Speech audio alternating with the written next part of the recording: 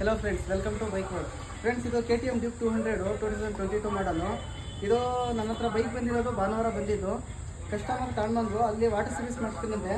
Water service ಮಾಡಿಸಿದ್ಮೇಲೆ ಏನಾಗಿದೆ ಅಂದರೆ ಗಾಡಿ ಜರ್ಕ್ ಹೊಡಿ ಸ್ಟಾರ್ಟ್ ಆಗಿದೆ.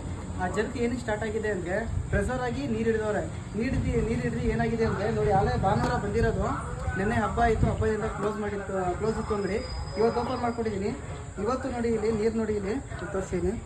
ಪ್ಲಗ್ ಕ್ಯಾಬಲ್ಲಿ ನೀರು ಹೆಂಗಿದೆ. ಈ ನೀರಿರೋದ್ರಿಂದ ಗಾಡಿ ಏನಾಗುತ್ತೆ ಅಂದರೆ ಜರ್ಕ್ ಹೊಡೆಯುತ್ತೆ, ಹೋಯ್ತಾ ಇದ್ದಂಗೆ ಹಾಫ್ ಆಯ್ತದೆ, ಪಿಕಪ್ ತಾಳಲ್ಲ, ಮಿಸ್ಸಿಂಗ್ ಪ್ರಾಬ್ಲಮ್ ಬರುತ್ತೆ. ಯಾಕಂದರೆ ಪ್ಲಗ್ಗಲ್ಲಿ ಸ್ಪಾರ್ಕ್ ಪ್ಲಗ್ ಹತ್ರ ನೀರಿದ್ದಾಗ ಏನಾಗುತ್ತೆ ಅಂದರೆ ಜರ್ಕ್ ಹೊಡೆಯುತ್ತೆ ಗಾಡಿ. ಜರ್ಕ್ ಹೊಡೆದಾಗ ಗಾಡಿ ಮೋಷನ್ ಸರಿಯಾಗಿ ತಾಳಲ್ಲ. ಯಾವ್ದಾದ್ರು ನೆಕ್ಸ್ಟ್ ಸೈಟ್ ಯಾರು ವಾಟರ್ ಸರ್ವಿಸ್ ಮಾಡೋದಾದ್ರೆ ಇಲ್ಲಿ ಇಂಜಿನ್ ಹತ್ರ ಹೆಡ್ ಹತ್ರ ಪ್ರೆಷರ್ ಆಗಿ ನೀರು ಹಿಡಿಸ್ಬೇಡಿ. ಈ ಜಾಗದಲ್ಲಿ ಐತಲ್ಲ, ಇಲ್ಲಿಂದ ಪ್ರೆಷರ್ ಆಗಿ ಪೈಪ್ ಹಿಡಿತಾರೆ. ಇಲ್ಲಿಂದ ಪ್ರೆಷರ್ ಯಾವುದೇ ಕಾರಣಕ್ಕೂ ಪ್ರೆಷರ್ ಆಗಿ ನೀರು ಹಿಡಿಯಂಗಿಲ್ಲ.